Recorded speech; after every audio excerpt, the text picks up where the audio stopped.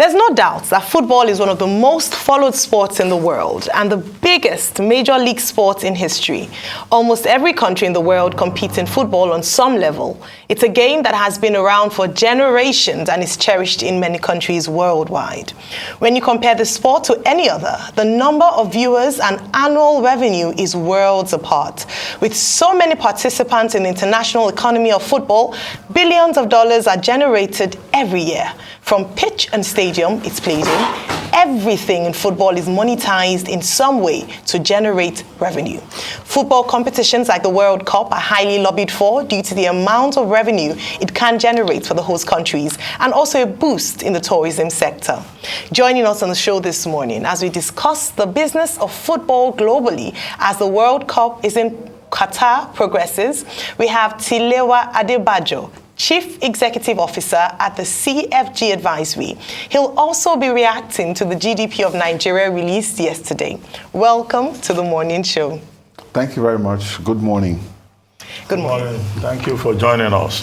Well, let's start with sports before we begin to talk about GDP. After all, we are also owner of a stationary stores football club. What do you think of the ongoing World Cup? The big conversation is, should Qatar have even been allowed to host the World Cup in the first place? Considering the fact that politics seems to be overshadowing sport, some people say.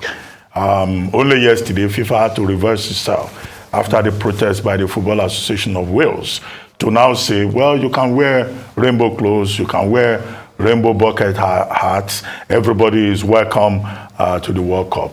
This is after the German team closed their mouths, cover their mouths to show their protests against, FIFA and Qatar. This was after, Hurricane has been going around wearing a $1 billion worth of a Rolex Daytona watch that has a rose rainbow coloration. If they will not allow him to wear one pure love band, so he's wearing a very expensive wristwatch. Sorry, I almost showed my own. It wouldn't feature in comparison.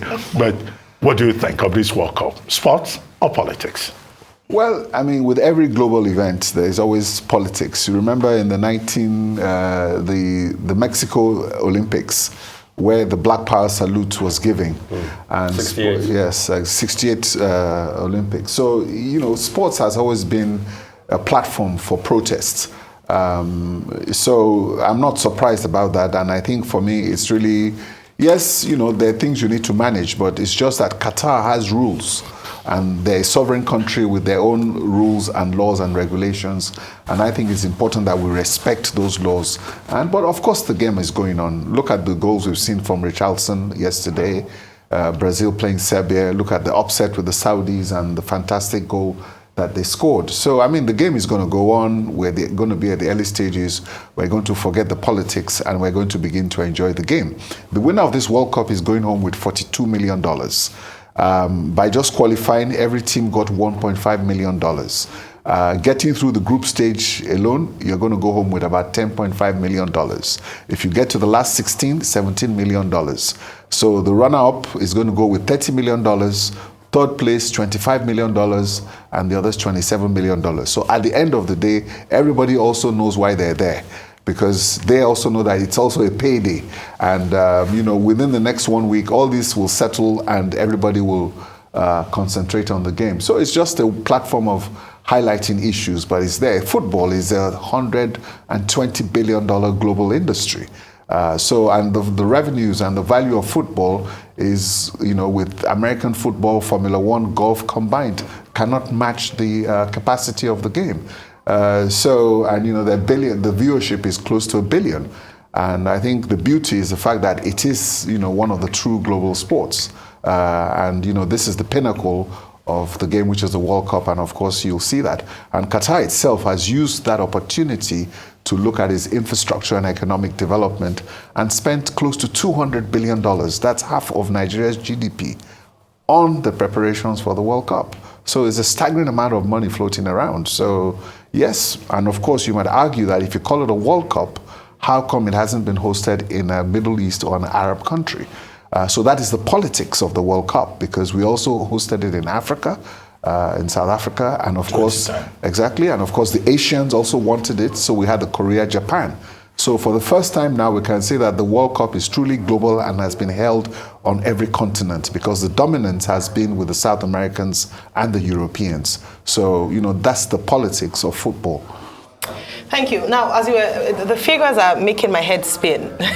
Talking about the prize money, especially from the World Cup, and I could hear some reactions even, in the gallery as to the amount of money that is in football. So let's talk about the business of football. Now, many countries have recognized this. If you look at leagues in England, you look at leagues in the Ligue 1 in France, you look at the Spanish La Liga, they have been able to tap into the revenue opportunities of football in their countries. However, back home in Nigeria, we haven't been able to quite tap into that potential, despite the fact that Nigeria is a football nation, can be definitely classified as a football nation. What is it that we're not doing, or how can we begin to tap into this immense potential?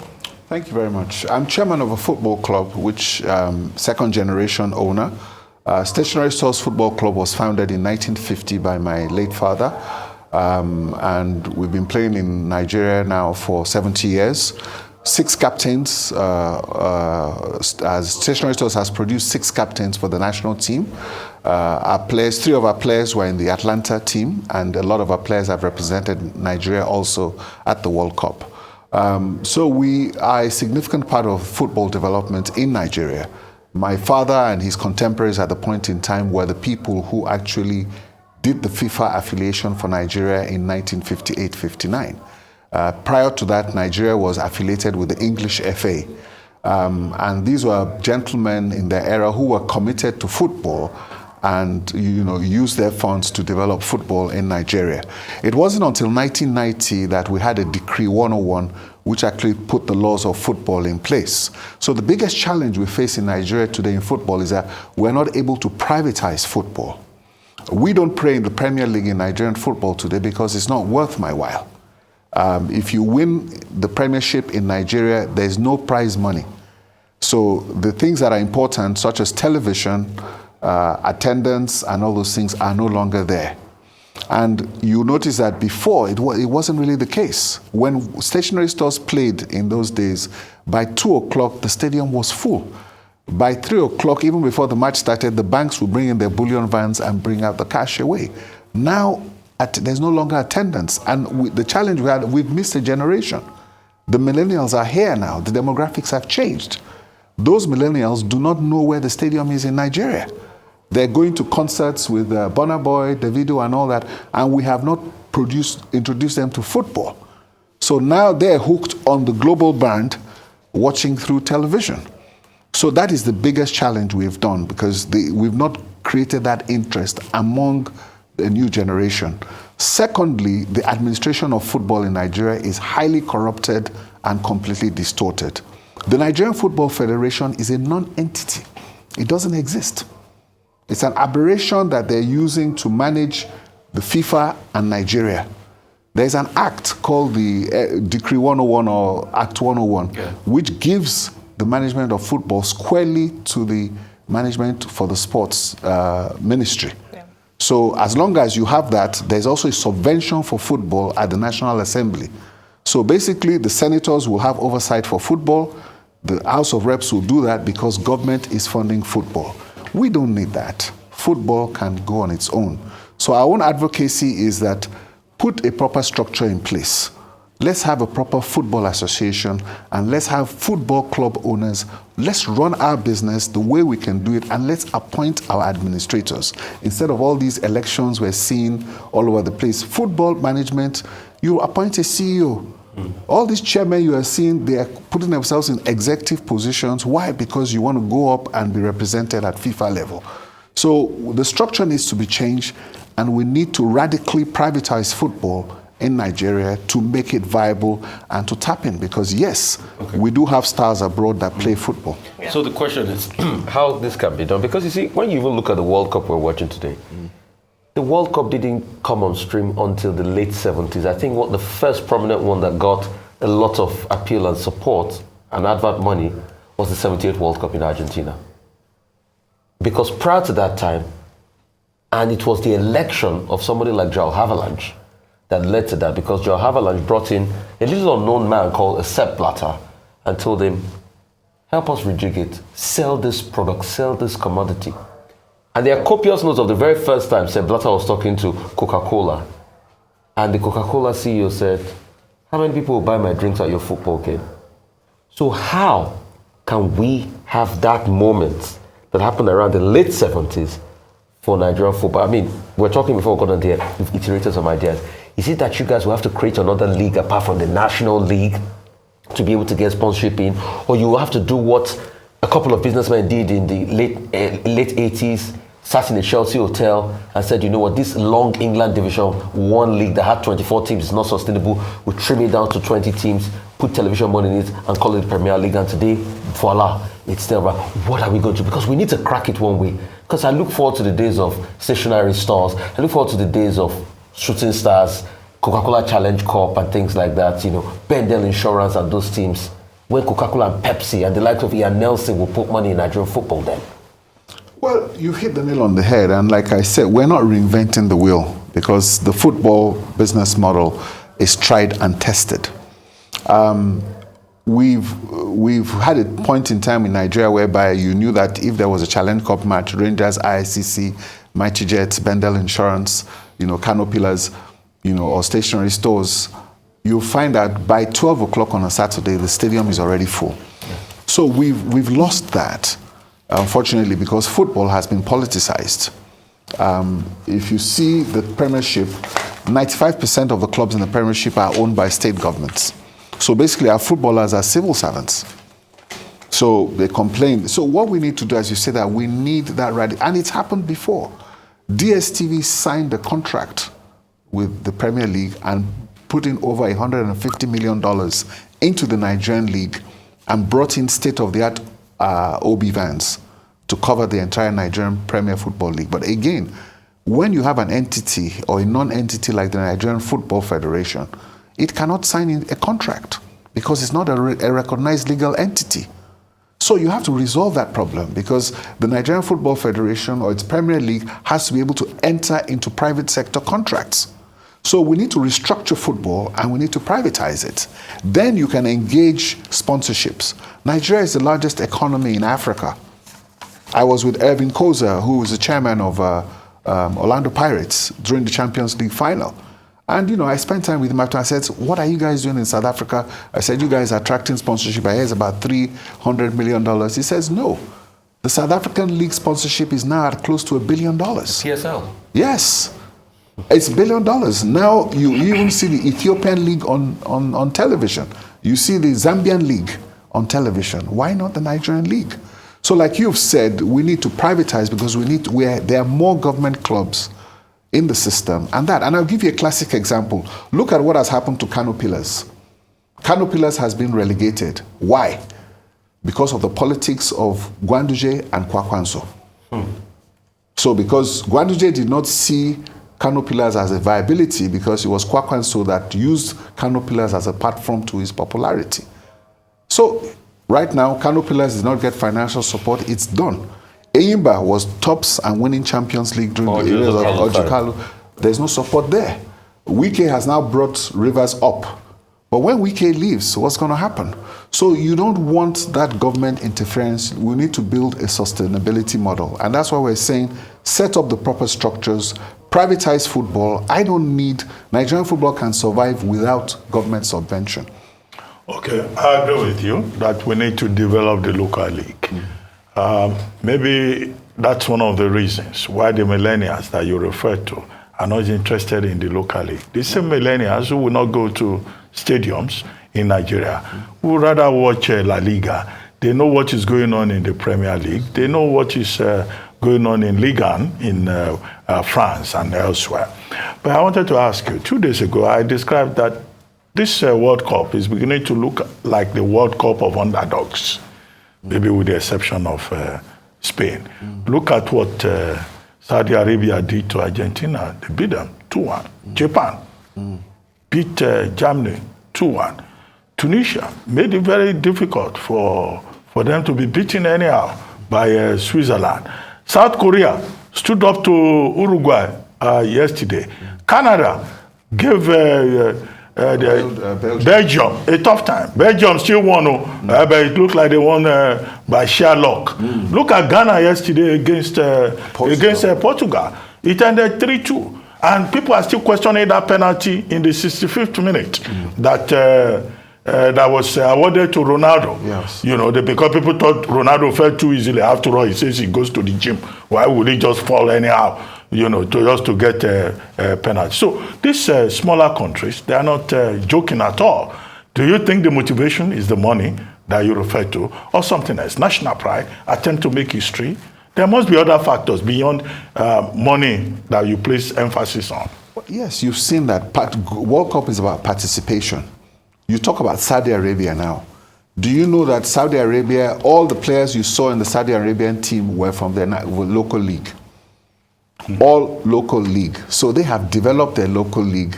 They have an active league, and they're seriously developing their players. So everybody is taking football seriously. These countries you're talking about, Japan, Korea, they were hosts of the World Cup. And they knew that they're developing their talents. You're now beginning to see a lot of Japanese players moving into the Premiership, because the Mecca or the summit for professional football is typically the European leagues. So you're now beginning to see a lot of all these players from Southeast Asia moving into the European leagues and getting the exposure and strengthening themselves. Nobody is sitting down. Yes, it's a World Cup of parity.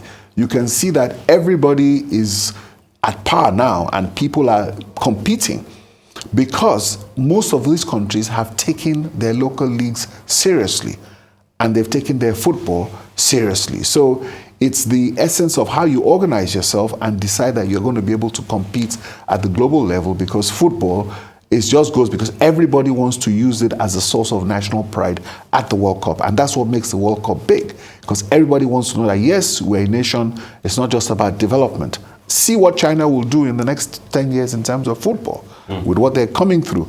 They're going to prepare themselves because they've done the Olympics. They also want to compete football. So these are the sort of things whereby people look at football not just as it's a source of national pride, and people know that apart from the money, we know we want to be able to use that to be able to compete and position your country at the global level. Yeah. All right, talking about the World Cup, I know that we are focusing on the countries who've been able to qualify and make it, but we cannot detract from the disappointment of not seeing our own national team represented in Qatar. Beyond that is the loss, the monetary loss as well to the footballers, as well as the team has not been participating in the competition, in the tournament. Now, a chairman of one of the local leagues had said that failure to qualify for the World Cup in Qatar is one of the biggest setbacks Nigeria has experienced as a nation across board in recent times. I'd like you to speak on this. And then, since we had to wait for 4 more years, what can we do now, between now and the next World Cup, to ensure that Nigerians can again feel the sense of pride of seeing the green, white, green represented at the World Cup?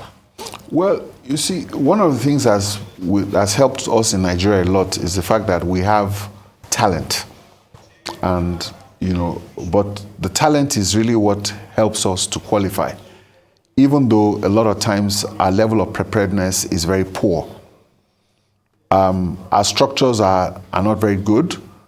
The management of our football is extremely poor. The administrators of football in this country are not interested in football.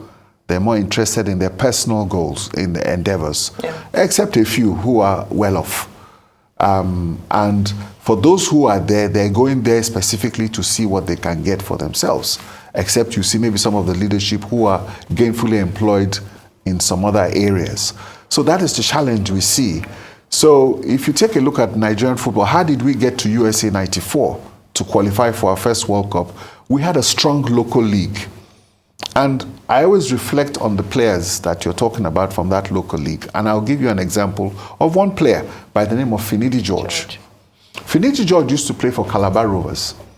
And every time Calabar Rovers came to play in Lagos, he was a delight of the crowd in Lagos, and they loved him. He got the attention of the then Westerhoff.